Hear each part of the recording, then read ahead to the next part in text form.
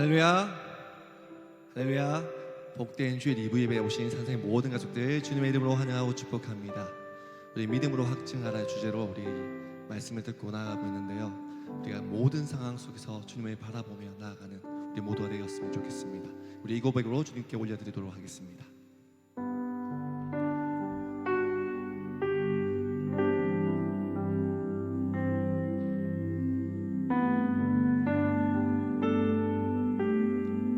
모든 상황 속에서,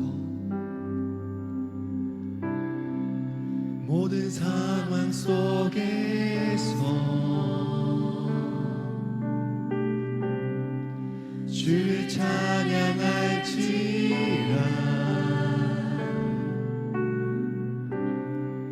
주는 너의 큰 상을, 큰 도움이시라.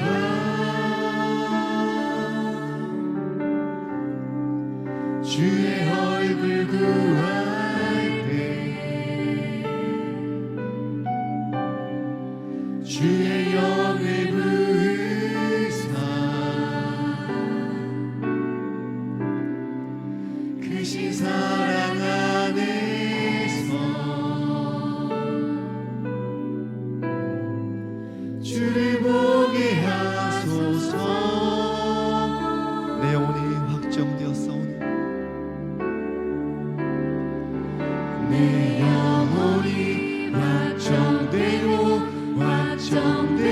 싸우니 믿음에 눈들어 주를 바라봅니다. 내 영혼이 확정되어 싸우니 믿음에 눈들어 주를 바라봅니다. 모든 상황 속에서 주를 찬양할지라. 모든 상황 속에서 주를 찬양할지. 우리 믿음의 고백을 올려드립니다. 주는 너의 그 상을, 큰 도움이시라.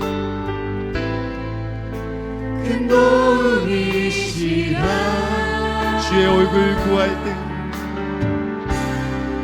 주의 얼굴 구할 때 주의 영을 부으사, 주의 영을 부으사 크신 사랑 안에서, 크신 사랑 안에서 주를 보게 하소서. 주를 보게 하소서. 내 영혼이 확정되어 싸우니, 내 영혼이 확정되어 싸우니 믿음에 눈들어 주를 바라봅니다. 내 영혼이 확정되어 싸우니 믿음에 눈들어 주를 바라봅니다. 내 영혼이 확정되어 싸우니, 내 영혼이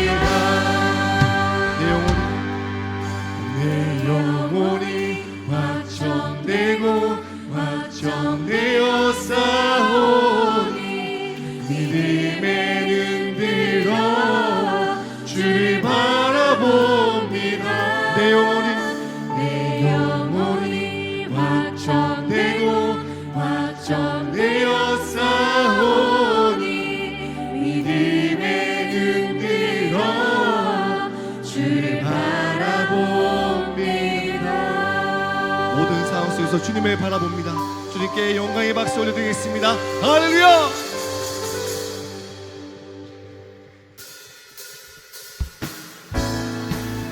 모든 열방의 소망 되신 주님을 찬양합니다. 박수 치며 주님을 찬양합시다. 예수 열방의 소망, 예수 우리의 위로자, 주님 온 땅에 영원한 예수 어둠 속의 빛,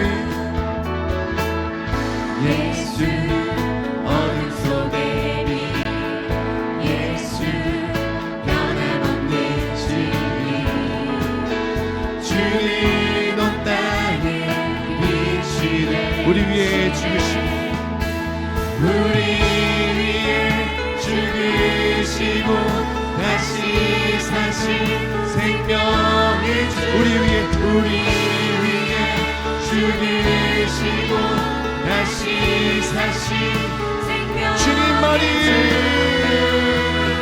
주님만이 소망이요 변함없는 반석이로 주님만이 온 세상을 비추시네 또 죽음에서 부활하신 우리 구주 영광의 왕, 주 믿는 모든 자의 소망 되시 주님을 믿습니다. 주를 믿네 우리 위에 죽으시고 우리 위에 죽으시고 다시 사신 우리 위에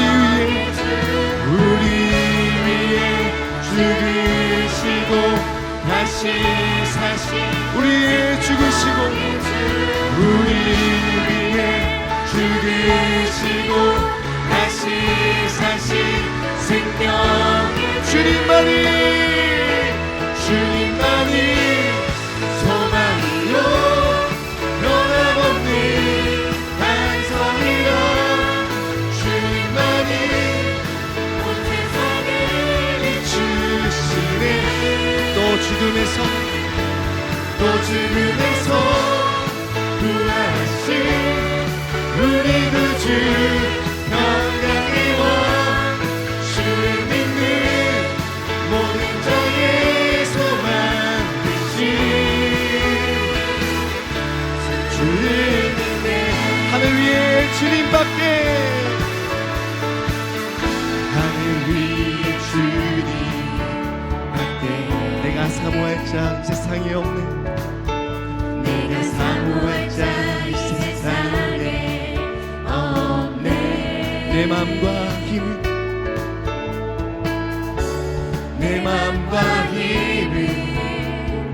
믿을 수 없네 오직 한 가지 한 가지 그 진리를 믿네 주는 나의 힘이요 주는 나의 힘이요 주는 나의 힘이요 영원히 주는 나의 힘이요 주는 나의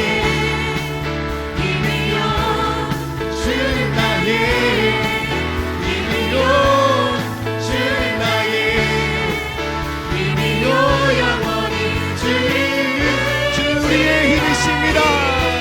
주는 나의 힘이요 주는 나의 힘이요 주는 나의 힘이요 영원히 주시하리 영원히 우리 다시 한번 하늘 위에 주님밖에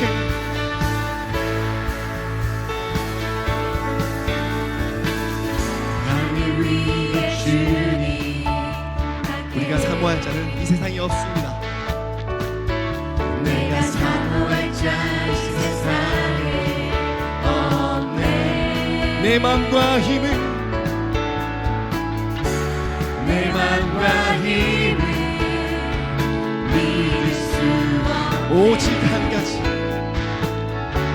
오직 한 가지 그 진리를 우리 선포합시다. 주는 나의 힘이요 주는 나의 힘이요 주는 나의 힘이요 영원히 주 우리의 힘이십니다. 주는 나의 힘이요 주는 나의 힘이요 주는 나의 힘이요 영원히 주는 나의 힘이요 주는 나의 힘이요 주는 나의 힘이요 영원히 영원 처음부터 하늘 위에 주님밖에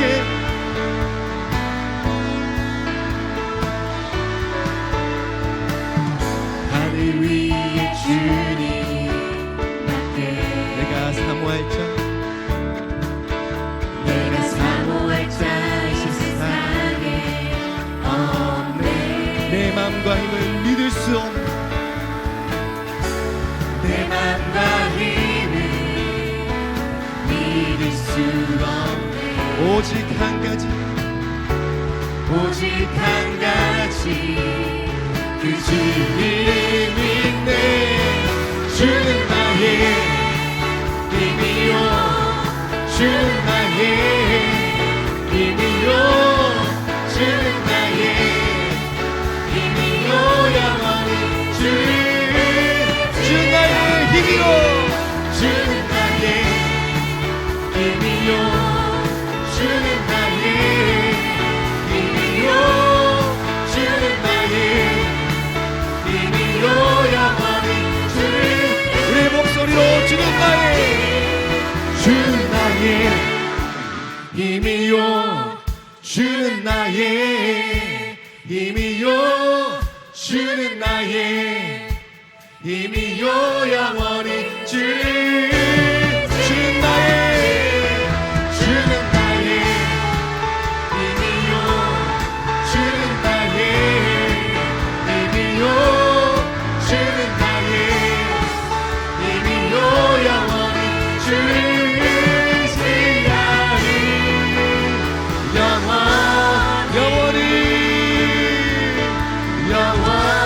영원히 주님을 의지합니다.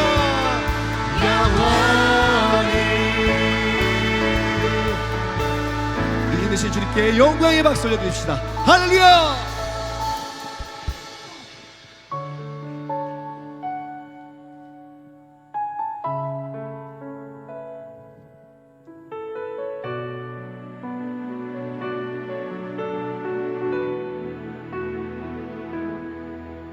내게 허락하신 시련을 통해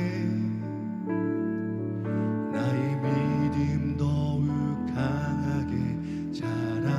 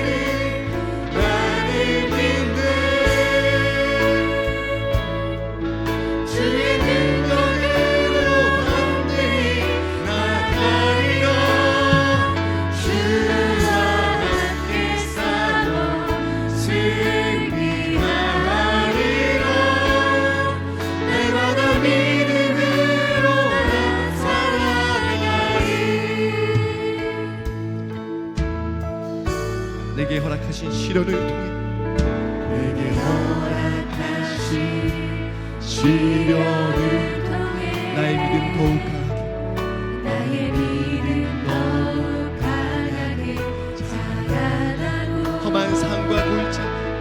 험한 산과 골짜기 지나는 동안 주께 더 가까이 나를 이끌 내가 겪는 시험이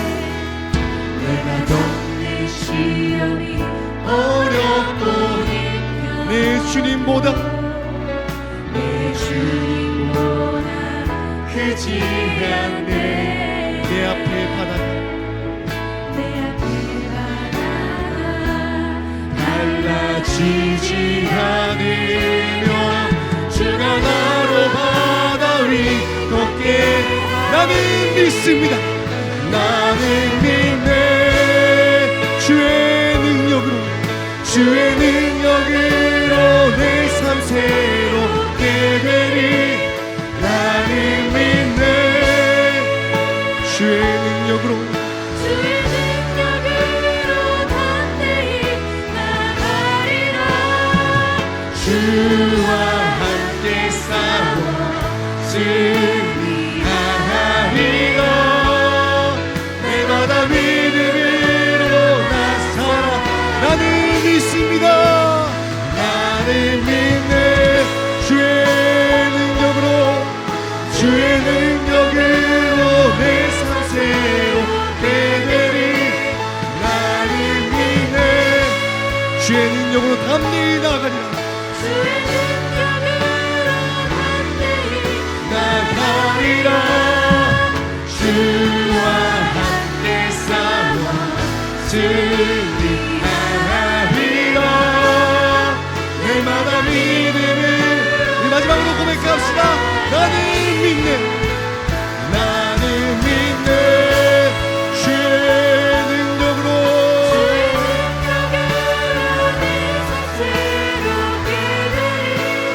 나는 믿네 주의 능력으로 나가리 주와 함께 싸워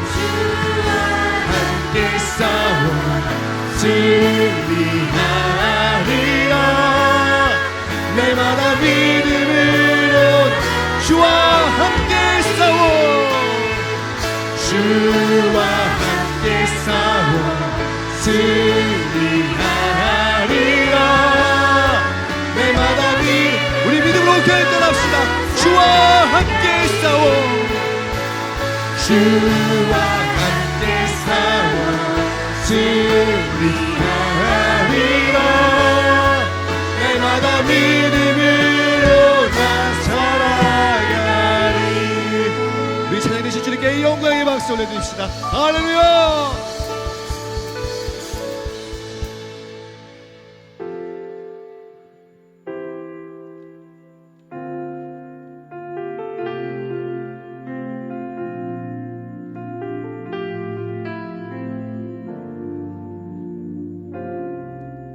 우리 모두 예배하는 자대로 온전히 영과 진리로 주를 예배하자 주가 우리와 함께 영원히 함께 하시고 마르지 않는 샘물로 우리 채우시리 우리 모두 예배하는 자 되어 온전히 영과 진리로 주를 예배하자.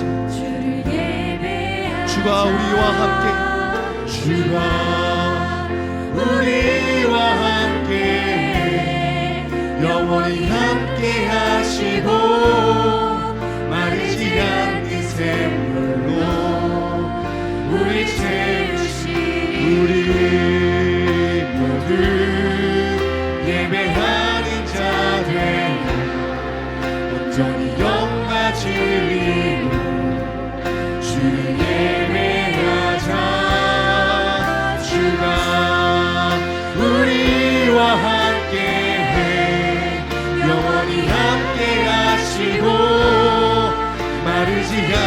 샘물로 우리 목소리 펴 주님을 찬양합시다. 우리 모두 예배하는 자 되어 온전히 영과 진리로 주를 예배하자. 주가 우리와 함께 영원히 함께 하시고 마르지 않는 샘물로 우리 다 같이 자리에 일어나서 찬양하겠습니다. 우리 모두 예배하는 자 되어 온전히 영과 진리로 주 예배하자. 주가 우리와 함께 영원히 함께 하시고 마르지 않는 샘물로 우리 채우시리라. 내 영혼 거룩한 은혜를 향하여 내 마음 완전한 하나님 향하여 이곳에서 바로 이 시간 하나님을 예배합니다. 내 영혼 거룩한 내 영혼 거룩한 은혜를 향하여 내 마음 완전한 하나님 향하여 이곳에서 바로 이 시간 하나님을 예배합니다. 아버지께 참되게 예배하는 자들은 영과 진리로 예배할 때가 오나니 곧 이때라. 아버지께서는 자기에게 이렇게 예배하는 자들을 찾으시느니라. 하나님은 영이시니 예배하는 자가 영과 진리로 예배할지니라. 아멘. 나는 전능하신 아버지 하나님 천지의 창조주를 믿습니다. 나는 그의 유일하신 아들 우리 주 예수 그리스도를 믿습니다. 그는 성령으로 잉태되어 동정녀 마리아에게서 나시고 본디오 빌라도에게 고난을 받아 십자가에 못 박혀 죽으시고 장사된 지 사흘 만에 죽은 자 가운데서 다시 살아나셨으며 하늘에 오르시어 전능하신 아버지 하나님 우편에 앉아 계시다가 거기로부터 살아있는 자와 죽은 자를 심판하러 오십니다. 나는 성령을 믿으며 거룩한 공교회와 성도의 교제와 죄를 용서받는 것과 몸의 부활과 영생을 믿습니다. 아멘.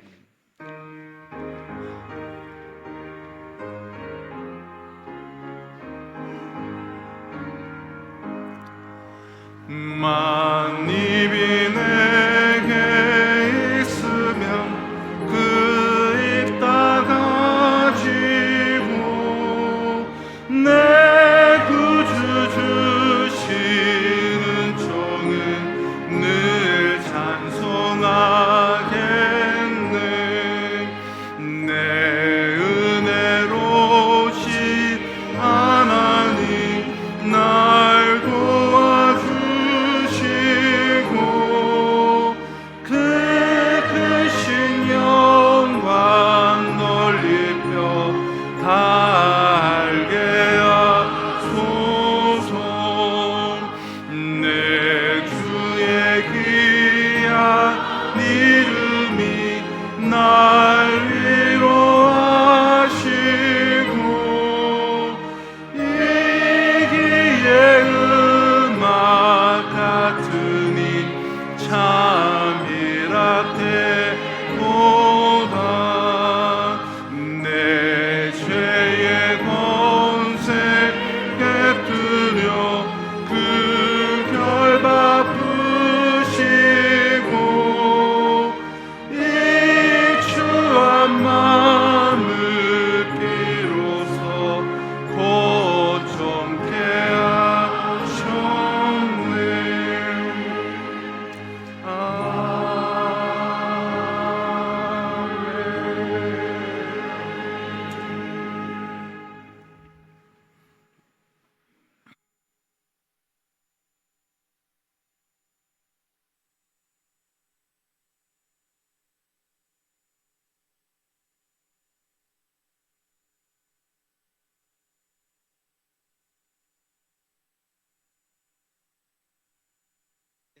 받으시게 되었으니 여기가 안전한 곳입니다.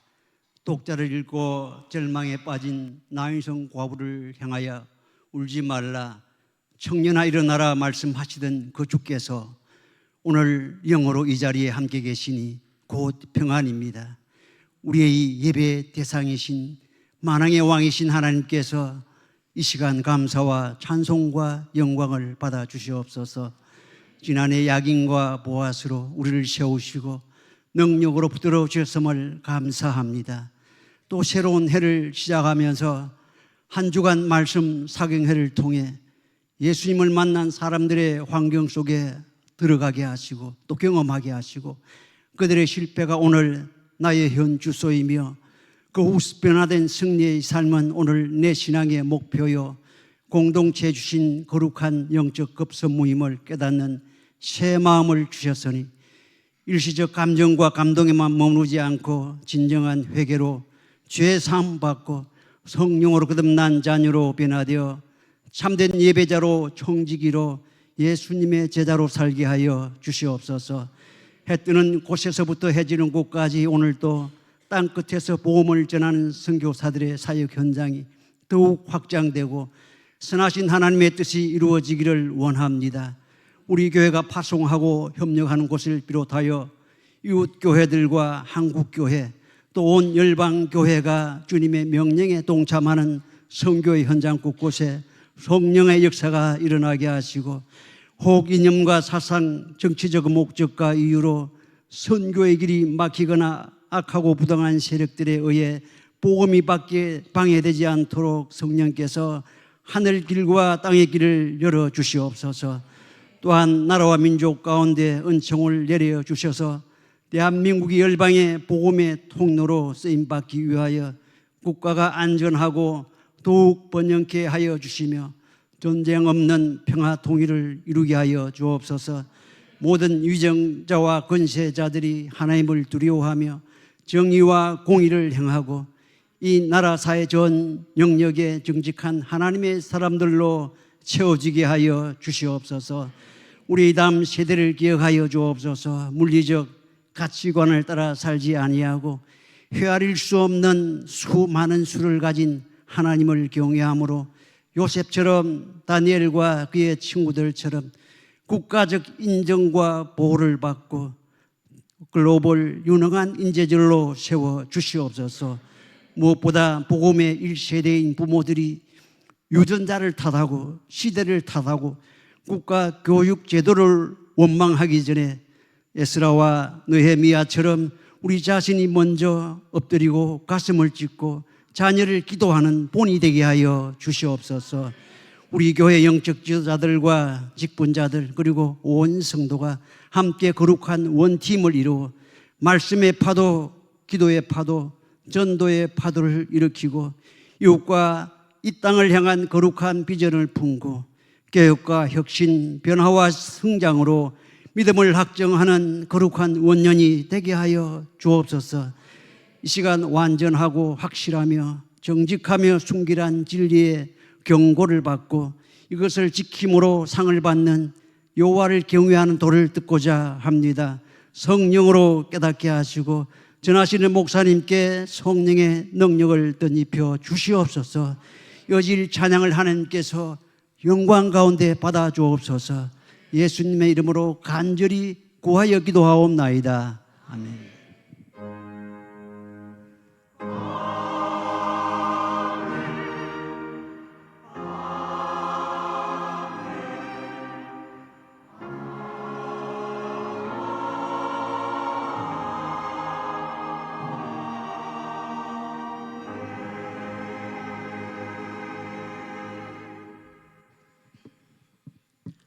오늘 우리에게 주신 하나님의 말씀은 사도행전 1장 1절에서 3절 말씀입니다. 이 말씀을 제가 봉독하도록 하겠습니다. 데오빌로여, 내가 먼저 쓴 글에는 무릇 예수께서 행하시며 가르치시기를 시작하신부터 그가 택하신 상도들에게 성령으로 명하시고 성천하신 날까지의 일을 기록하였노라. 그가 고난받으신 후에 또한 그들에게 확실한 많은 증거로 친히 살아계심을 나타내사 40일 동안 그들에게 보이시며 하나님의 일을 말씀하시니라. 아멘.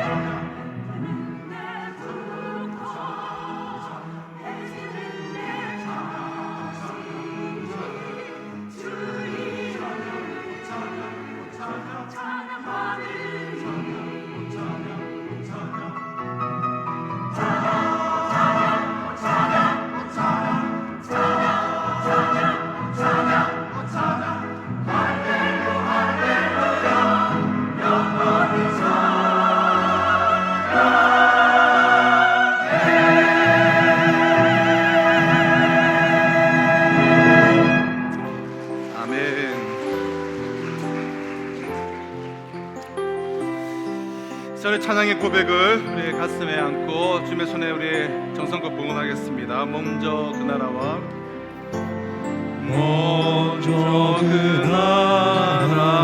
의를 구하라.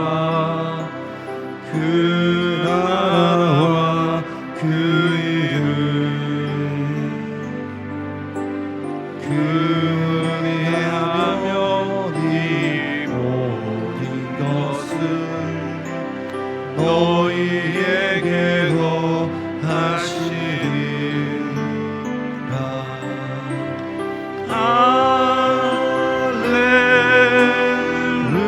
할렐루야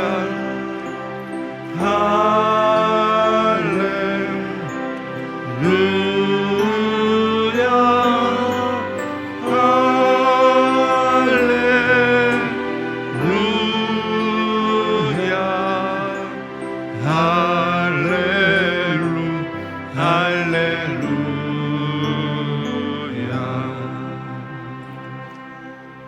우리 주일 2부 예배 나오신 우리 모든 성도님들을 주님의 이름으로 환영하며 축복합니다. 우리 교회 앞에 알려드린 소식 주보를 우리 참석해 주시고요. 특별히 우리 2026년 우리 산성교회 인사 나눔 캠페인, 저희 교회가 큰 교회는 아니지만 또 새가족들이 이렇게 또 적지 않게 오시면서 좀 서로를 잘 모르는 좀 그런 상황 가운데 많이들 계셔서 우리가 이번 한 달 동안 인사 나누기 캠페인을 좀 하려고 하는데요. 우리 영상 잠시 한번 보도록 하겠습니다.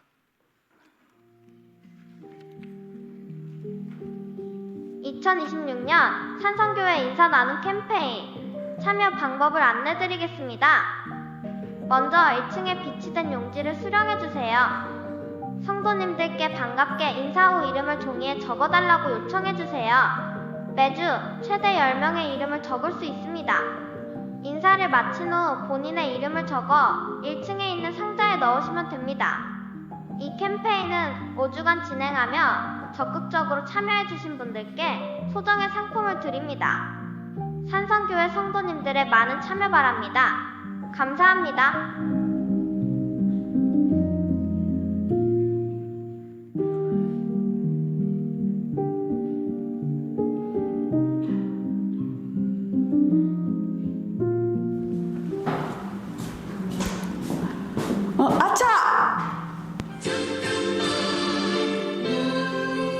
우리 이제 한번 해봐요.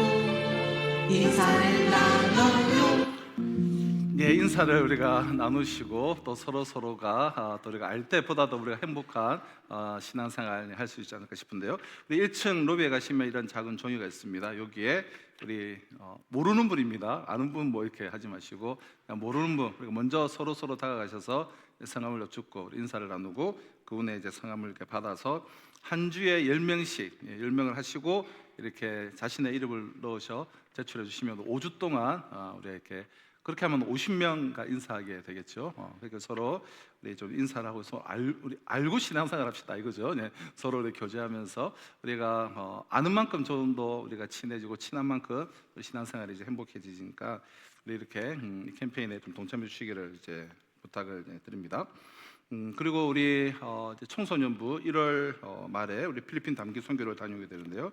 우리 이제 매해 우리 여름이나 겨울이나 봄에 단기 선교가 있고요. 그리고 여름 단기 선교가 있고 그리고 봄 가을에 우리 교회가 세운 남아나요 선교를 통해서 우리 시국의 가정교회 지도자들을 세우는 그런 세미나가 진행이 됩니다. 올해도 동일하게 우리가 보시고 우리 특히 이번에 필리핀은 청소년들 중심으로 다녀오게 되는데요. 우리가 이제 우리가 보내는 선교사로서 우리 기도해 주시고 또 선교비에 우리가 후원하기 원하신 분들은 동참해 주시면 감사하겠습니다. 그래서 우리가 절차하셔서 이 부분을 넣어주시고 이 기도 제목은 가지고 기도해 주시면 감사하겠습니다. 그리고 또 6월 말쯤에 우리가 일본을 갈 때도 한 번 더 이렇게 우리 작전서를 우리 한번 공유하도록 하겠습니다. 그리고 이제 헌금은 우리 선교 헌금으로 보내주시면 되겠습니다. 그리고 우리 이제 오늘 이번 주 우리 금요일 오전에 우리 교회에서 창원 기독교연합회 신년 할애가 있는데요. 우리 창원 기독교연합회에서는 가장 큰 이제 사역인데 그 신년 할애를 하고 또 사랑의 쌀 나눔식 전달식이 있습니다. 한 5천만 원 정도의 쌀을 우리가 창원 지역에 연약한 분들에게 이제 나누는 사랑의 쌀 전달식까지 이제 저희 교회에 있습니다. 우리 많은 분들의 좀 이렇게 봉사와 또 안내와 또 도움이 필요합니다. 우리 요청이 있으시에 우리 동참해 주시면 감사하겠습니다. 그리고 오늘 오후 예배 후에 우리 신의 악단 영화 이제 상영 관람이 있는데요. 우리가 이제 두 곳을 이제 빌려서 한 210 몇 짜리가 됩니다. 우리 신청하신 분이 한 200여 분 되는데 지금 한 10 몇 짜리가 비어 있는 걸로 아는데 아직 신청하지 못하신 분들은 우리 교육자들에게 이제 문의해 주시면 오늘 함께 우리 동참할 수가 있겠고요. 우리 3시까지 10층 출구를 통해서 우리 11층 2관 3관에 우리 3시까지 우리 와주시면 우리 함께 영화 관람을 하도록 하겠습니다. 우리 지난주 우리 새 가족이 오셨습니다. 우리 안치덕 형제와 우리 배종용 형제, 그리고 우리 안치덕 형제님 오늘 우리 오셨나요? 네, 어디에 계시죠? 네, 우리 주님으로 환영하도록 하겠습니다. 환영합니다. 네, 반갑습니다. 네, 잘 앉으시면 되겠습니다. 네, 감사합니다. 네, 우리 이런 이제 새 가족에게 적극적으로 다가가셔서 우리 또 이렇게 서로 인사 나누어 주시고 그렇게 하시면 감사하겠습니다. 예, 그 내용 우리 주부를 우리 참조해 주시면 되겠습니다. 작년 11월 이제 첫째 주에 사도행전 13장까지 이제 설교를 한 후에 이제 잠시 쉬고 있던 이제 사도행전 강해를 이제 다음 주부터 이제 다시 이제 시작하려고 하는데요. 사도행전은 신약 성경 중에 유일한 역사서예요. 역사서. 구약에는 역사서가 많지만 신약에는 사도행전만이 유일한 역사서인데요. 예수님 승천 이후에 성령에 의해서 교회가 탄생하고, 이렇게 탄생한 그 교회가 전 세계의 복음화를 위해 선교의 교두보가 되어서 어떻게 그 역할을 감당해 왔는지에 대한 그런 교회의 역사를 기록한 책이 바로 사도행전입니다. 그래서 사도행전에서는 예수님이 승천하신 후에 제자들이 어떻게 성령을 받았고, 교회가 어떻게 시작되게 되었으며, 또 고통과 핍박 속에서도 교회가 어떻게 힘차게 성장하며 계속해서 확장되어져 갔는가를 우리가 볼 수가 있습니다. 자, 그렇다면 교회는 왜 이 땅에 태동하게 되었고, 또 왜 고통과 핍박 속에서도 계속해서 전진해 왔고, 아니 왜 계속해서 존재해야 하며 왜 계속해서 전진해 나가야 할까요? 그 이유는 하나님은 교회를 통하여서 이 땅에 하나님의 나라를 세우시기를 원하시기 때문이에요. 그럼 교회를 통해서 이 열방에 하나님의 나라를 세워 나가시기를 원하시는 하나님의 그 열심, 일하심이 바로 사도행전의 핵심 주제요, 사도행전의 전체 내용이에요. 그래서 사도행전을 다시금 좀 강의하기에 앞서서 이 사도행전의 핵심 주제인 이 하나님 나라에 대해서 우리가 오늘 한 번 더 잠시 생각해 보려고 하는데요. 그럼 교회의 궁극적인 목적은 죽은 자 가운데서 다시 살아나신 주님 안에서 우리가 하나님의 나라를 일구어 가는 데에 있습니다. 그것이 주님의 부르심을 입은 저와 우리 모두의 의무이자 사명이에요. 그럼 사도행전 1장 3절의 증언을 한번 다시 보실까요? 그가 고난 받으신 후에 또한 그들에게 확실한 많은 증거로 친히 살아계심을 나타내사 40일 동안 그들에게 보이시며 하나님 나라의 일을 말씀하시니라. 자, 고난 받으신 후에, 그가 고난 받으신 후에, 즉 십자가에서 죽으신 지 사흘째 되던 날, 죽은 자 가운데서 살아나신 주님께서는 이 땅에 40일 동안을 더 머무르시면서 제자들에게 하나님 나라에 대해서 말씀을 하셨습니다. 부활하신 예수님의 관심, 부활하신 예수님이 40일 동안 이제 제자들과 승천하시기 전에 나눈 중요한 주제는 오직 하나, 하나님의 나라였어요. 제자들이 이제 예수님을 대신해서 계승해 나가야 할 일이 바로 이 하나님의 나라의 일이었기 때문입니다. 그럼 로마 카톨릭 교회는 예수님이 이 40일 동안 제자들에게 가르치신 내용 중에 바로 이 교황 제도와 또 성직자 제도, 그리고 로마 카톨릭이 지키는 7가지 성례에 대해서 바로 이때 예수님께서 말씀하셨다라고 주장을 해요. 그러나 성경 어디에도 그것을 뒷받칠 만한 근거는 없습니다. 하나님 나라에 관해서 이야기하셨다고 기록되어져 있을 뿐이에요. 예수님의 이 땅에서의 지상 사역은 처음부터 하나님의 나라였습니다. 예수님이 세례를 받으시고 이 공생의 그 첫 발을 내디디시면서 처음 인간들에게 이 땅에 선포하신 말씀도 하나님의 나라였어요. 그래서 마가복음 1장을 보면 이르시되 때가 찼고 하나님의 나라가 가까웠으니 회개하고 복음을 믿어라. 자, 지상 사역뿐만 아니라 이제 부활하신 후에 승천하시기 전에 제자들과 만난 자리에서도 주제는 역시 하나님의 나라였던 것을 우리가 볼 수 있습니다. 예수님의 관심사는 십자가를 지시기 전이나 또 후나, 부활하시기 전이나 부활하신 후나 한결같아요. 하나님의 나라였습니다. 그래서 사도행전은 그 초입에 하나님의 나라에 관한 대화로 시작을 해서 그 사도행전 맨 마지막을 보면 하나님 나라에 대한 언급으로 끝이 나게 되죠.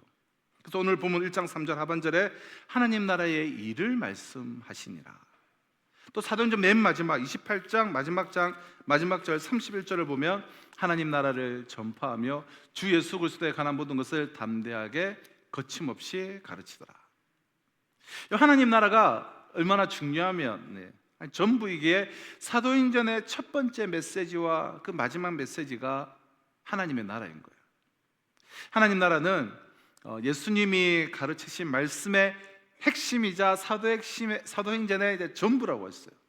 그러니까 사도행전은 이 하나님의 나라에 대한 이야기가 기록되어 있는 것이죠. 그래서 예수님께서 우리에게 가르쳐 주신 기도 가운데도 역시 이렇게 시작되는 것이죠. 하늘에 계신 우리 아버지여, 이름이 거룩히 여김을 받으시오며 하나님의 나라가 임하시오며. 하나님의 나라는 죽은 뒤에 나아가는 곳이 아니라 이 땅에서부터 우리가 이제 일구어가는 것이요, 또 그것이 우리의 믿음과 우리의 기도의 목표가 되어야 한다는 거예요. 주님께서 주님의 그 기도를 통해서 분명하게 우리에게 가르쳐 주셨습니다. 이것이 사도행전이 하나님의 나라를 강조하는 이유요, 하나님 나라로 사도행전의 내용을 본격적으로 열고 또 하나님의 나라에 대한 이야기가 쭉 기록되어 있고 하나님의 나라에 대해서 마치는 것이 사도행전인 것입니다. 자, 그렇다면 예수님이 말씀하신 하나님 나라는 그러면 무엇을 의미하는 걸까요? 일반 세상 나라를 우리가 세울 때 가장 중요한 것은 주권과 국민과 그리고 영토죠. 그 중에 핵심 기초가 영토입니다. 일단 땅이 있어야 뭐가 시작이 되니까. 그래서 나라를 세울 때 영토라는 것은 절대 요건이고 필요 요건입니다. 그래서 하나님의 나라를 영토로 해석한 때가 있었습니다. 중세 시대죠. 대표적으로 이제 중세 로마 가톨릭 시절, 로마 가톨릭은 하나님 나라를 이 땅의 영토 개념으로 이해를 했습니다. 그래서 교회가 무엇을 했습니까? 하나님의 나라를 확장한다는 구실로 전쟁을 일으켰습니다. 이 땅을 확보하느라고, 땅을 많이 확보해야지 하나님의 나라가 확장되기에. 그 중에서 가장 유명한 것이 십자군 전쟁이죠. 세상에 사람을 죽이고 땅을 빼앗는 이 전쟁에 십자가를 전면에 내세우고 십자가를 앞서서 이 교회가 얼마나 성경을 잘못 해석을 했는지, 수많은 젊은이들이 전쟁터에 나가서 흘려서는 안 될 피를 흘리고 수많은 무고한 나라의 사람들을 비참하게 죽였습니다. 하나님 나라를 확장한다고, 하나님 나라를 철저하게 세상의 이 땅에 이 땅덩어리를 차지하는 것으로 알았기 때문이에요. 그러니까 지상 왕국으로 알았다는 이야기예요. 하지만 하나님 나라는 세상에서 이 영토를 소유한 세상 왕국을 가리키는 것이 아닙니다. 하나님 나라를 이해함에 있어서 가장 중요한 것은 영토가 아니라 그 나라를 누가 다스리느냐, 누구의 다스림을 받고 있느냐라는 거예요. 하나님 나라는 영토, 즉 공간으로 이해되기 전에 이 통치로 이해가 되어야 됩니다. 그러니까 통치의 의미를 가진다는 것이죠. 누구의 통치냐? 하나님의 나라는 하나님께 속한 나라, 하나님이 친히 다스리시고 통치하는 나라입니다. 그래서 하나님 나라는 이 왕이신 하나님과의 관계가 너무나 중요해요. 어떤 관계를 맺느냐가 핵심 관건입니다. 하나님의 다스림 아래에서 그분의 사랑과 보살핌을 받으며 살고 있는지가 중요해요. 즉 하나님의 나라는 하나님의 그 왕되심과 그분과의 관계성이라고 할 수가 있습니다. 그런데 하나님은 예수님에게 이 나라를 위임하셨어요. 예수님이 우리를 위하여 십자가에서 죽으시고 3일 만에 살아나셔서 승리자가 되시자 하나님께서는 하나님 나라의 모든 통치권을 예수님에게 위임을 하셨습니다. 그래서 예수님께서 가시는 곳마다 하나님의 나라가 임했고, 예수가 가시는 곳마다 하나님의 통치가 임했어요. 그러므로 하나님의 나라는 예수 그리스도가 다스리시는 것을 말해요. 예수 그리스도의 통치를 의미합니다. 그럼 예수 그리스도의 그 통치권이 미치는 곳이면 그 어느 곳이나 하나님의 나라예요. 예수님이 다스리는 곳, 지금 우리 교회를 예수님께서 다스리고 있다, 그 다스림 가운데 우리가 놓여있다, 이곳은 하나님의 나라예요. 우리의 가정이 정말 하나님의 통치와 예수의 다스림을 받고 있다, 그 말씀에 전적으로 순종하여 그 말씀의 통치와 다스림을 받고 있다면 우리의 가정이 바로 하나님의 나라예요. 그리고 우리가 하는 일과 사역과 어떤 사업이 예수님의 다스림 아래에 있는 일이다, 예수의 다스림을 받고 감당하는 사역이다, 일이라면 그 일이 바로 하나님의 일이죠. 또 예수님의 다스림을 받는 사람들, 그들이 바로 하나님의 나라의 사람들인 것이죠. 그래서 여러분, 장소든 뭐 사람이든 어떤 일이든 사업이든 하나님의 나라에 이름이 붙게 되는 거예요. 따라서 이 나라는 세상 나라와 같지 않습니다. 인류 역사에는 수많은 나라들, 문명들과 제국들이 흥망성쇠를 거듭했습니다. 바벨론과 페르시아와 이집트의 그 찬란한 문명과 그 전 세계를 호령했던 그 제국들을 우리는 잘 알고 있지만 오늘날 그들은 그 어느 나라보다도 약한 나라로 전락했어요. 당시 바벨론, 페르시아, 오늘로 말하면 저기 이란, 이집트, 파키스탄 이 지역이잖아요. 로마 그리스 또한 마찬가지예요. 그 후의 제국인.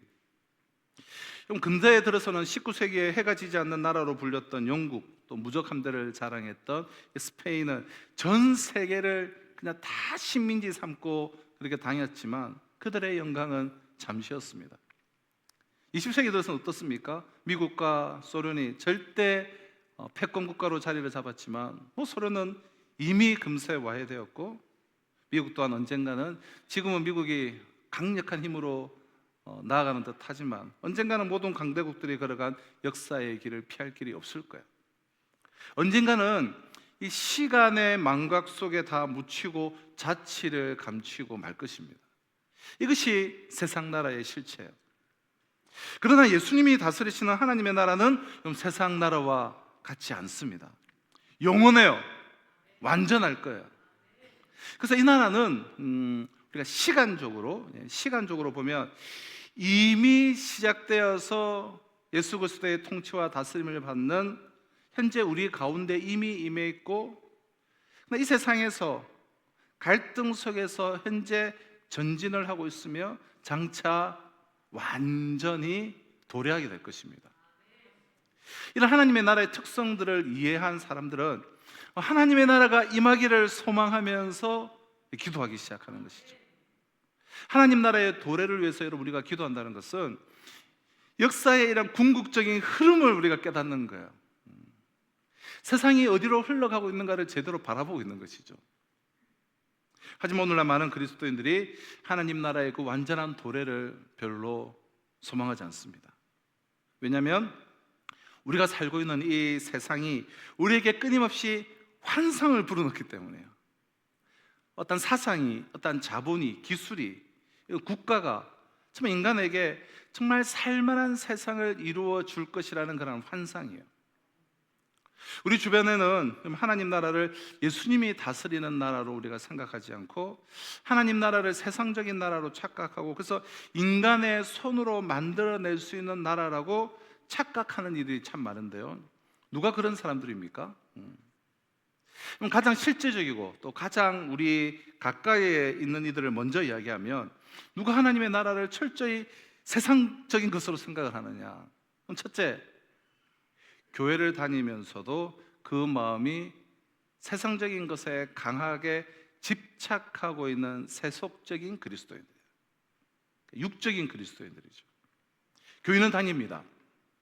하지만 이들의 가치관, 관심사는 세상이에요. 세속적이에요. 생각과 마음이 철저하게 세상적입니다. 모든 것들을 세상적으로 해석하고 세상적으로 받아들여요. 세상적인 것들을 추구하고 세상적으로 일을 처리해요. 입으로 예수를 부르고 찬송은 하지만 예수의 통치를 받지를 않습니다.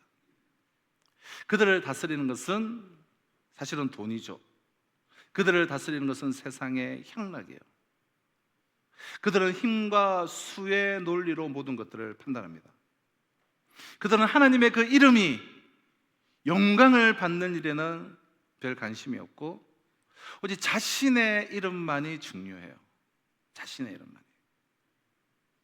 자신의 성공, 자신의 이름이 중요하다는 것은 뭐 나의 성공, 우리 뭐 자녀의 성공, 부의 획득 뭐 그런 것이죠. 그들은 예수님의 통치를 받는 사람이 아닙니다.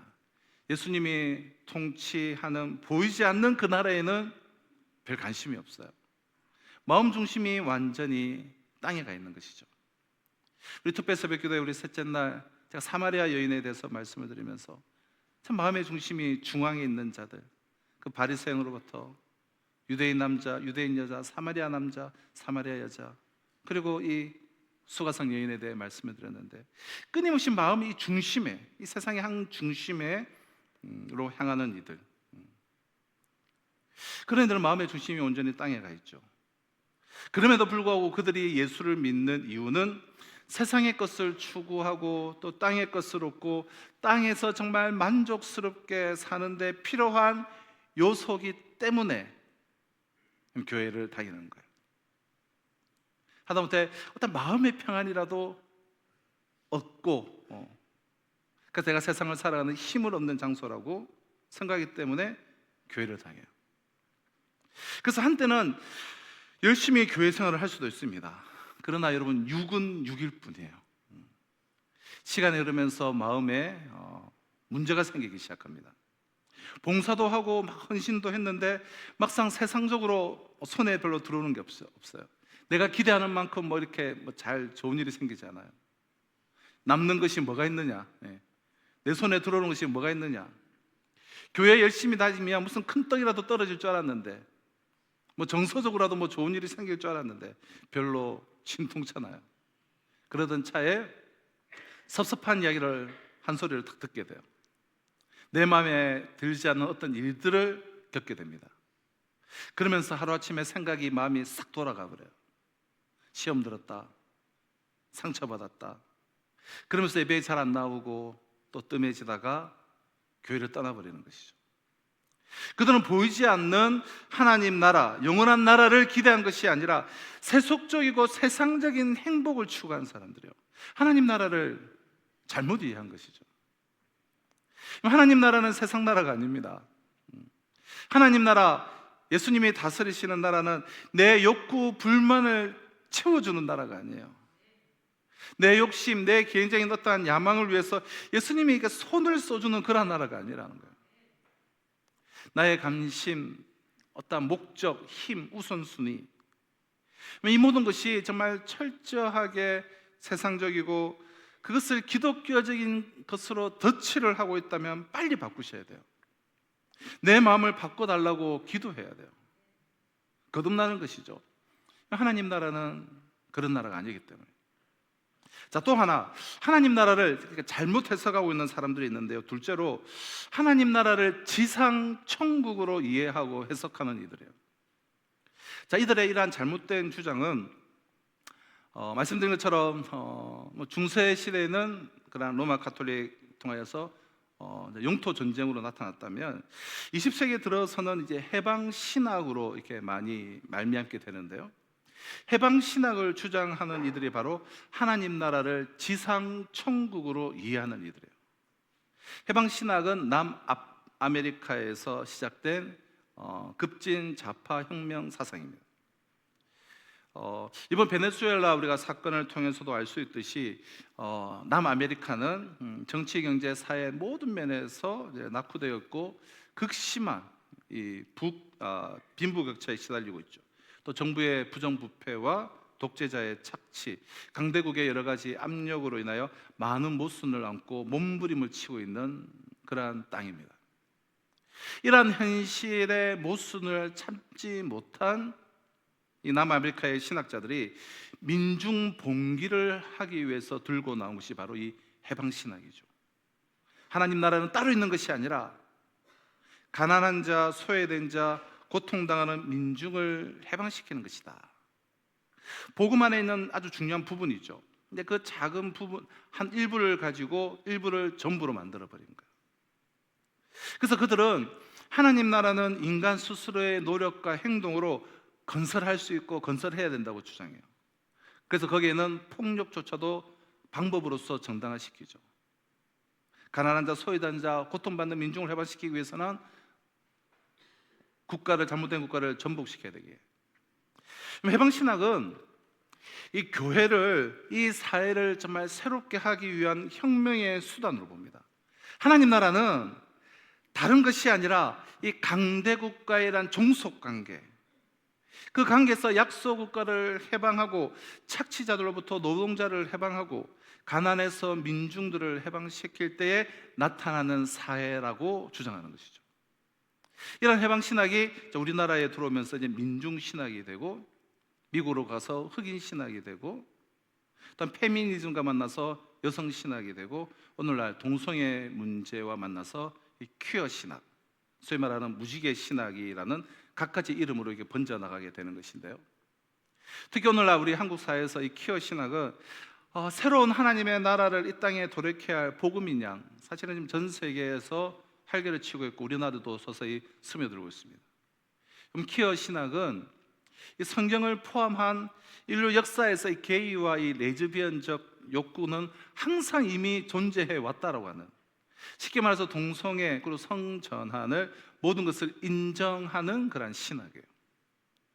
이들은 신학의 이름으로 절대적인 하나님의 규범과 도덕을 파괴하고 각자 개개인의 보기에 좋은 대로 행하고 싶은 인간의 욕구들을, 이 포스트 모더니즘 시대에 안 그래도 성과 악의 구분이 없고 절대적인 권위가 없고 서로 상대적인 모든 것들을 인정하는 이러한 시대에 인간의 그러한 저마다의 욕구를 정당화시켜주는 자유주의 신학의 한 분파입니다.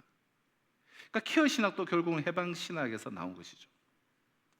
그러니까 이 성경에서 말하는 하나님 나라는 이렇게 사회에서 고통당하는 민중들을 해방시켜서 그들에게 새로운 삶을 안겨주는 것이, 그것이 하나님의 나라다.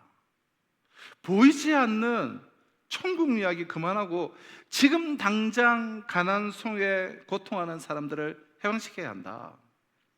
성적 차별에 고통하는 이들을 해방해야 한다. 이렇게 해석하는 신학입니다. 이 현실의 부족과 또 현실의 그런 온갖 모순을 그러니까 뒤집어 엎어서 완전히 새로운 사회로 혁신하고 개조하는 것이, 그것이 하나님의 나라지, 하나님 나라가 따로 있는 것은 아니다라는 것이죠. 그럼 교회가 왜 이 지상에 존재해야 되느냐? 교회는 혁명의 수단으로서 존재한다고 보는 거예요. 그래서 교회가 사회악을 부수고 무너뜨리는 이 선봉대가 되어야 되고, 교회가 가난한 자, 약한 자, 성소수자들을 대변하며 정치의 선봉대가 되어야 한다고 가르쳐요. 물론 교회 안에 그런 부분들이 있죠. 근데 그 한 부분을 절대화시키는 것이죠. 이런 사람들의 우리가 신학을 깊이 들어가 보면 하나님을 인정하지 않습니다. 내 눈에 보이는, 내 눈에 지금 당장 보이지 않는 하나님의 나라, 그것은 망상으로 생각해요. 철저하게 세상적인 나라, 혁명으로 세워지는 새로운 사회, 이것이 하나님의 나라라고 해석을 하는 것입니다. 우리나라에도 70년대, 80년대의 이 해방신학이 민중신학이라는 이름으로 영향을 많이 끼쳤습니다. 주로 우리가 소위 말하는 우리가 진보 기독교 안에, 좌파 기독교 안에 영향력이 많이 끼쳤죠. 이로 인해서 특히 장로교와 감리교의 한 부분이 떨어져 나가고 교회와 신학교가 정말 몸살을 앓았습니다. 민중신학의 영향을 받은 목사와 교사와 성도들은 하나님 나라 그리고 천국 복음화를 위해서가 아니라 이 사회 복음화를 위해서 정치의 최일선에 나서서 사회 문제, 정치 문제에 관여하고 투쟁을 하는 것이죠. 그저 이렇게 남의 이야기 정도가 아니라 우리 안에도 이 민중신학의 영향력이 묻어날 수 있는데요. 특히 오늘은 이 보수 기독교 안에서도 이 민중신학의 잘못된 양태가 나타나는 것을 보게 돼요. 예를 들어서 전도와 선교를 강조하면 뭐 매일 전도고 선교냐, 남의 나라 생각하기 전에, 교회 바깥 생각하기 전에 먼저 우리 교회, 또 우리나라, 우리 주변에 어렵고 힘든 사람들 구제를 먼저 해야지 뭐 자꾸 선교냐라며 이 전도와 선교에 반감을 가지면서 먼저 우리부터 그리고 먼저 구제를 해야지 이런 말을 하는 경우들이 있습니다. 그리고 교회가 이 정치 문제에 관여해야 한다. 강화문에 모여서 정말 소리를 내고 적극적으로 우리가 투쟁해야 한다라고 주장하는 이들도 있죠. 이들 역시 여러분 뒤틀려진 이 민중신학의 잘못된 한 양태의 모습이에요. 분명히 기억할 것은 교회는 복음 전도와 세계 선교와 하나님의 나라를 이 땅에 세우기 위해서 존재하는 하나님이 세우신 신적인 기관이에요. 교회는 복지재단이 아니에요. 교회는 정치 투쟁하는 곳이 아닙니다. 오해하지 마십시오. 구제가 중요하지 않다는 말을 하는 것이 아니에요. 그리스도인들의 정치 참여가 중요하지 않다는 말씀을 드리는 것이 아니에요. 당연히 복음 증거와 선교의 일환으로 구제해야 하고 우리 교회는 구제를 적지 않게 하고 있습니다. 그리고 하나님의 정의가 이 땅에 세워지기 위해 정치에 관심을 가지고 참여하고 기도를 해야 합니다.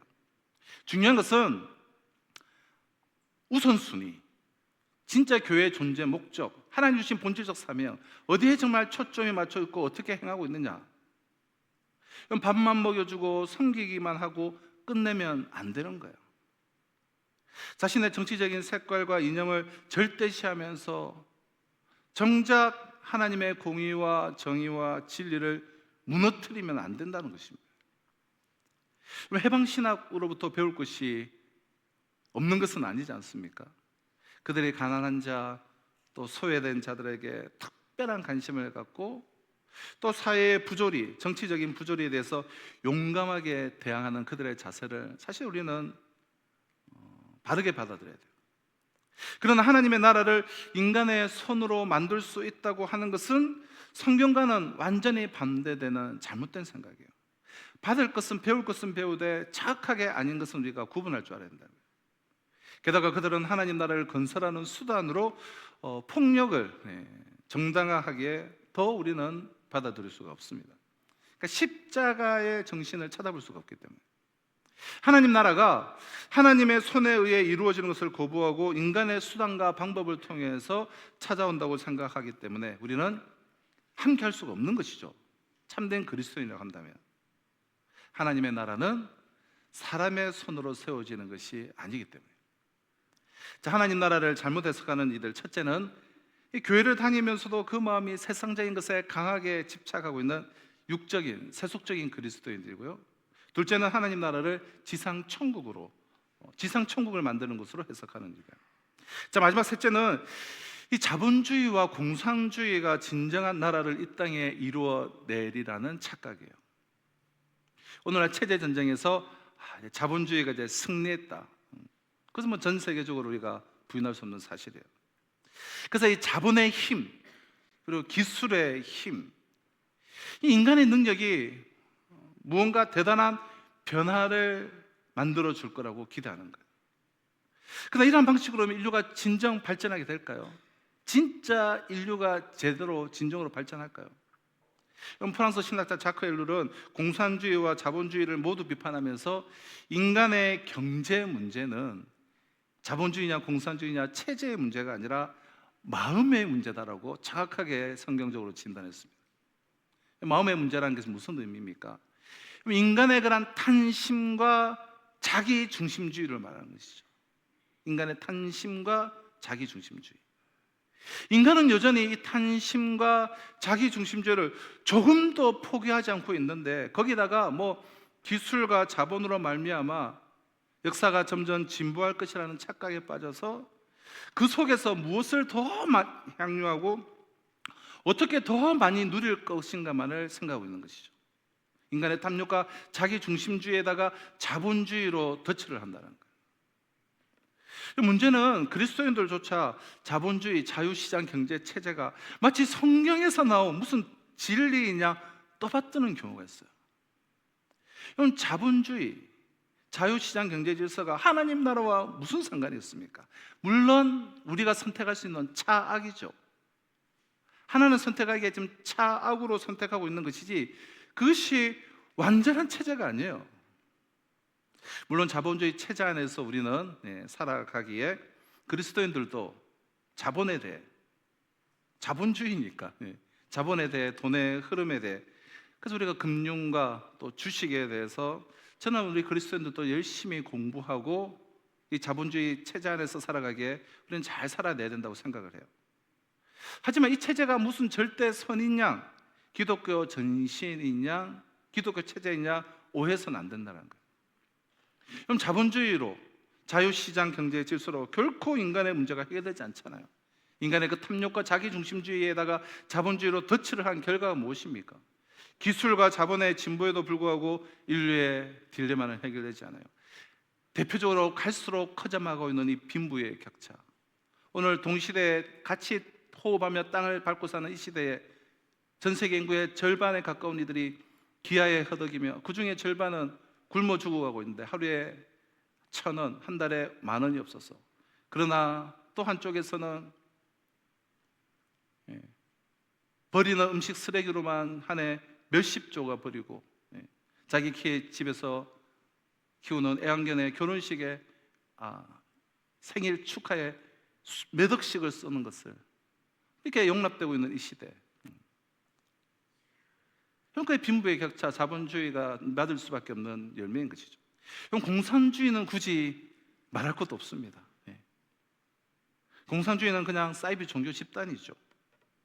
김일성이라는 신이 존재하는 것이고, 김일성 주체 사상이라는 경전이 있는 것이고, 노동당이라는 사제단이 존재하는 사이비 종교 집단입니다. 그들이 꿈꾸며 주장했던 모두가 평등한 지상천국은 결코 존재할 수가 없습니다. 자, 그렇다면 이제 결론적으로 생각해 볼 것은 하나님 나라는 그럼 어떻게 해서 이루어지는 것이냐는 거예요. 하나님 나라는 어떻게, 어디서 완성되는 것인지 간략하게 세 가지로 살펴보고자 하는데요. 첫째, 하나님의 나라는 심령이 가난한 자의 마음에서부터 시작이 됩니다. 하나님 나라의 용토는 거듭난 그리스도인들, 즉 우리의 마음으로부터 시작된다. 다른 말로 하면 하나님 나라는 예수 그리스도를 구주로 영접하는 그 개인들로부터 시작한다는 거예요. 마태복음 5장 3절입니다. 심령이 가난한 자는 복이 있나니 천국이 그들의 것이며. 누가 심령이 가난한 자입니까? 자기는 아무것도 아니라는 것을 아는 사람이에요. 자기는 죄인이라고 하나님 앞에 고백하는 사람이에요. 누가 심령이 가난한 자입니까? 이 세상에서는 진정한 낙도, 소망도 없고 세상에서는 아무것도 기대할 만이 없다라는 그 실체를 알고 긍정하는 사람이에요. 하나님 앞에서 자기 자신은 정말 아무런 가치가 없다는 것을 시인하는 사람이에요. 육적인 나는. 그래서 자신의 그런 처절한 그 모습을 그대로 가지고 예수 그리스도 앞으로 와서 십자가를 붙잡고 예수님에게 도움을 청하며 구원을 요청하는 자가, 즉 예수 그리스도의 통치와 다스림을 받는 자가 심령이 가난한 자예요. 하나님의 나라는 어디서부터 시작이 되느냐?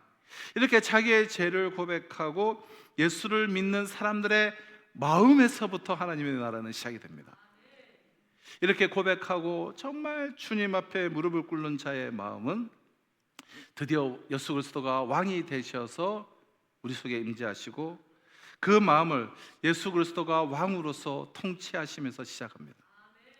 그래서 우리는 예수님의 뜻에 나의 뜻을 복종시키려면서 살려고 하지 나의 뜻에 예수님의 뜻을 복종시키려고 하지를 않습니다. 왜죠?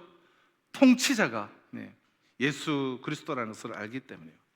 하나님의 나라는 이와 같이 주님을 영접하고 거듭난 믿음을 가진 그 거듭난 자의 마음에서부터 시작되는 거예요. 로마서 14장 17절은 하나님의 나라는 먹고 마시는 것이 아니요 오직 성령 안에 있는 의와 평강과 희락이라. 예수님이 다스리실 때에 부분적으로 아니라 전적으로 우리가 그 다스리심에 순종하기만 하면 우리 마음속에는 죄가 들어오지를 못합니다. 그래서 의의 나라가 되는 것이죠. 내 마음이 하나님의 그 의의 나라. 우리 마음에는 두려움과 공포가 들어오지가 않습니다. 예수 그리스도의 통치와 다스림을 받을 때 평강의 나라가 되는 거예요. 우리 마음은 슬픔과 고통이 따라오지 않습니다. 희락의 나라가 되는 거예요. 왜냐? 내 마음은 예수님이 다스리는 나라이기 때문에. 인간의 생사화복에 대한, 그 인류의 그 역사에 대한, 우주 만물의 섭리에 대한 하나님의 그런 주권을 인정하는 거예요. 하나님의 절대 주권 속에서 살아가는 사람이라면 그가 누구든 그의 심령에 하나님의 나라가 임합니다. 세상의 주권은 흥망성쇠를 거듭하지만 하나님의 주권은 불변이에요. 그래서 하나님의 주권을 인정하는 사람은 이 세상 어디에서도, 그리고 어떤 삶의 상황에서도 하나님의 나라를 누릴 수가 있는 거예요. 의와 평강의 희락의 나라를. 하나님의 나라는 우리의 심령에 임하고 그 하나님 나라를 제한할 시간과 공간은 이 세상 그 어디에도 존재하지 않습니다. 저와 여러분 마음속에 이 나라가 있는 줄로 믿습니다. 네. 그러므로 완전히 순종하십시오. 이런 태도가 바로 하나님의 나라를 이루는 거예요. 두 번째로 생각할 것은 하나님의 나라는 이제 교회를 통하여서 이제 확장되는 것이죠. 가난한 자의 마음에서 시작되는 이 천국은 교회를 통하여서 확장이 됩니다. 하나님께서 지상에 교회를 세우신 이유는 하나님의 나라를 온 열방 가운데 확장하는 데 있습니다. 그래서 하늘과 땅의 모든 건세를 위임받은 예수님께서 제일 처음 우리에게 명령하신 것은 너희는 가서 모든 민족으로 제자를 삼으라. 복음을 전하라는 말이죠. 교회를 통하여 이 땅에, 이 지상에 복음이 전파됨에 따라서 하나님의 나라는 계속해서 확장됩니다. 우리는 이 세상에 나가서 우리의 입으로 예수의 이름을, 예수 그리스도를 열심히 증거해야 됩니다. 한 사람 한 사람의 마음속에 좀 하나님이 다스리고 예수님이 통치하는 하나님의 나라가 임하도록 해야 돼요. 그러므로 교회에 소속된 우리는 우리의 입으로 가는 곳마다 복음을 전해야 돼요. 단 입으로 전할 것뿐만 아니라 우리 자신의 삶을 통해서 하나님의 나라가 정말 임하고 있다는 것을 이제 보여줘야 되는 것이죠. 알려주고 실감나게 하고 느끼게 해줘야 돼요. 그럼 교회를 통해서 하나님의 나라는 확장되지만 입만 가지고 우리가 전한다고 되는 것은 아닌 것 같아요. 왜 해방신학에 그렇게 강범위하게 이 근대사를 물들였을까요? 왜 영향을 끼쳤을까요? 왜 사람들은 자본주의와 공산주의에 그렇게 먹혀듭니까? 왜 이단에 빠질까요? 예수 믿는 사람들이 하나님 나라라고 하는 말은 잘하는데, 예수가 다스린다는 말은 잘하지만 실제로 보여주는 그들의 삶을 통하여 하나님의 나라가 이렇다라는 것을 보여주지 못하는 데서 해방신학이 판을 치고 온갖 사상과 이단들이 먹혀 들어가는 것이죠. 우리는 입으로만 전도할 것이 아니라 우리의 삶을 통해서 하나님의 나라가 실제로 임하고 있다는 것을 내 삶을 통해서 다른 사람들이 보고 느낄 수 있게 해줘야 됩니다.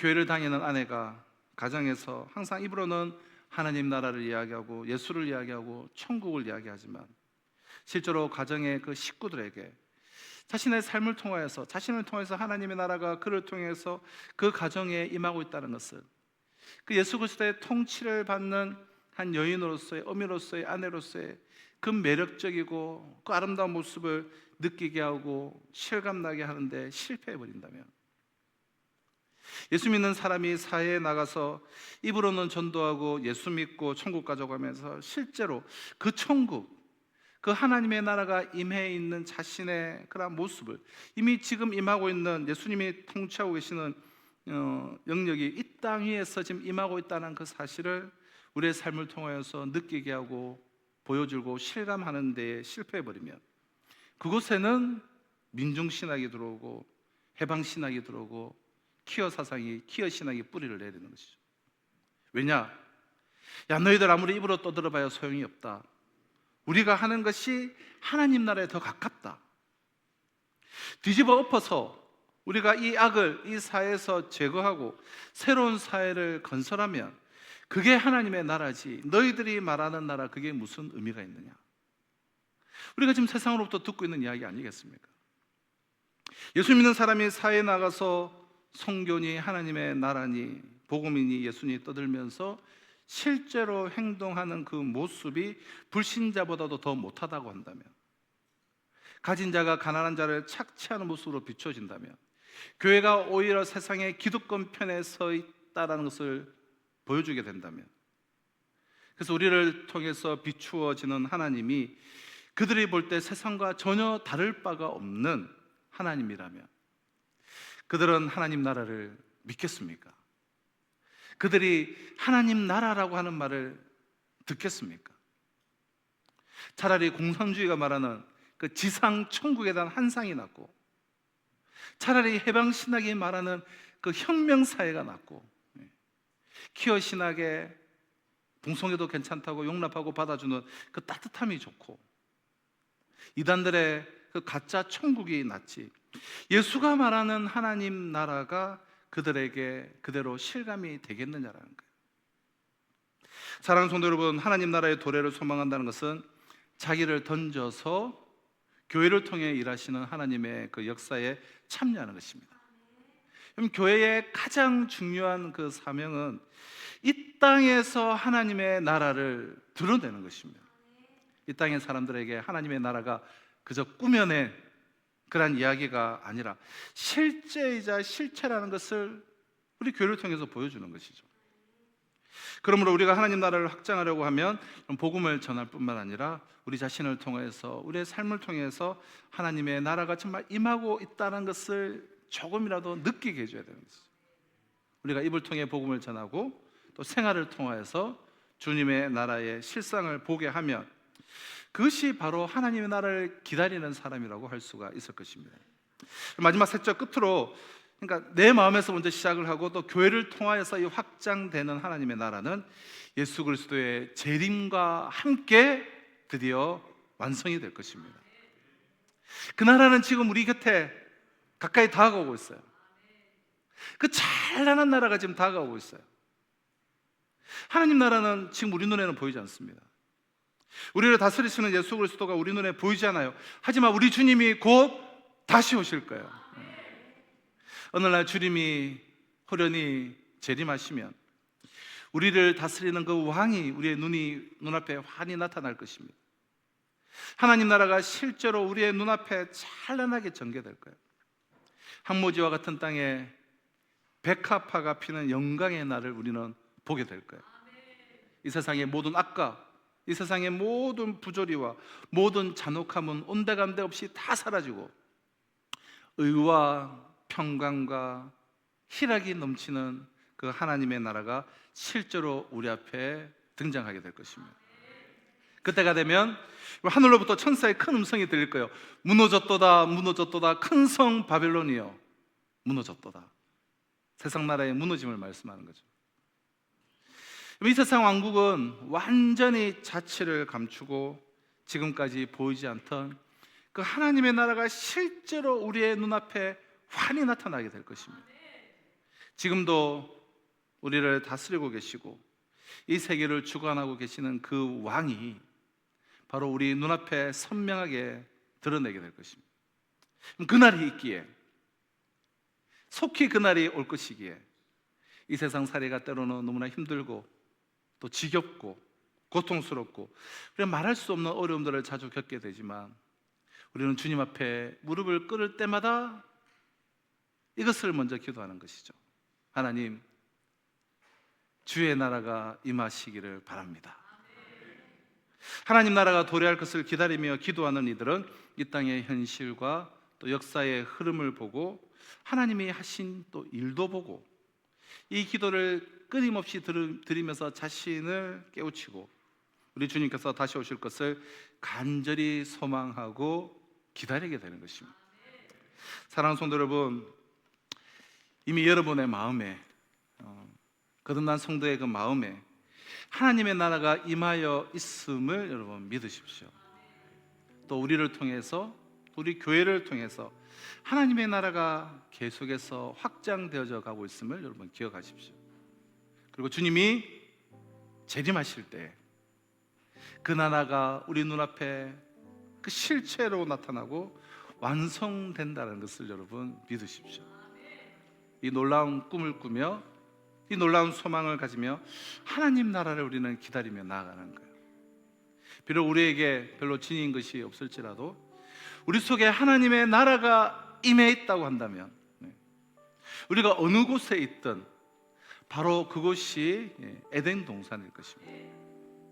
나에게 하나님의 나라를 주시기 위해 이제 이 땅에 오셨고, 또 부활하신 이후에도 하나님의 나라를 거듭 가르쳐 주시고, 또한 사도행전을 통해서 나에게 하나님 나라에 대한 비전과 사명을 주시는 그 주님을 우리가 기억하며 나의 현실과 이 땅에 깨어진 현실을 품에 안고 주님의 나라가 오시옵소서, 주님이 오시는 것이 우리의 유일한 소망입니다 라며 하나님의 나라의 도래를 위해 나아갈 수 있는 하나님 나라의 백성들이 다 되실 수 있으시기를 주님의 이름으로 축원합니다. 기도하도록 하겠습니다. 주님, 이미 내 마음속에 임하는 그 하나님의 나라, 또 제자되어 세상을 밝히는 생명 공동체인 우리 산성교회를 통하여서 나아가게 될 그 하나님의 나라, 또 우리 주님이 장차 오실 그 마지막 때에 완전히 임할 하나님의 나라를 소망하며 신사도행전의 주역들로서 우리 모두가 쓰임받게 하여 주시옵소서. 예수님의 이름으로 기도합나이다. 아멘. 우리 함께 주신 말씀을 우리 가슴에 새기며 우리 함께 전하도록 하겠습니다. 무명이어도 공허하지 않은 것은, 무명이어도 공허하지 않은 것은 예수 안에 난 만족함이라. 가난하여도 부족하지 않은 것은 예수 안에 오직 나는 부요함이라.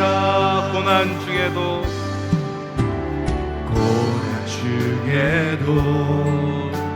견뎌낼 수 있는 것은 주의 계획 이미 있기 때문이라. 실패하여도 일어설 수 있는 것은 예수 안에 오직 나는 승리함이라. 난 예수로 충만하네. 난 예수로 충만하네. 난 예수로 충만하네. 영원한 왕 내 안에 살아계시네. 내 몸이 약해도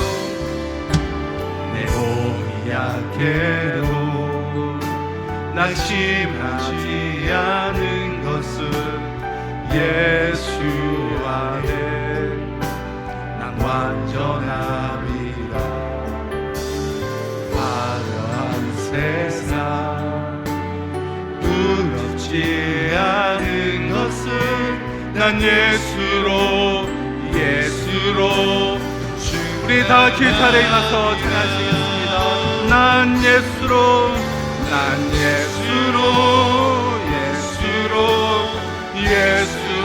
충만하네. 세상 모든 것들도 부럽지 않네. 난 예수로 충만하네. 영원한 왕 내 안에 살아계. 난 예수로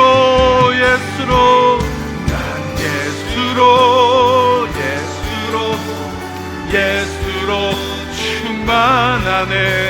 세상 모든 풍파도 부럽지 않네. 난 예수로 충만하네. 영원한 왕 내 안에 살아계시네. 영원한 왕 내 안에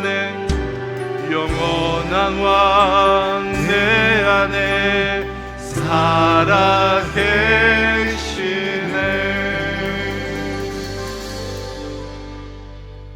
내 안에 살아계신 만왕의 왕이신 하나님께 올려드리는 이 예배 기뻐 받아주시고 우리 성도들의 그다음 예물도 재물도 기뻐 받아주셔서 이 시대에 하나님의 나라를 위하여서 귀하게 쓰임받는 복의 근원 축복의 통로들 되게 하여 주시옵소서.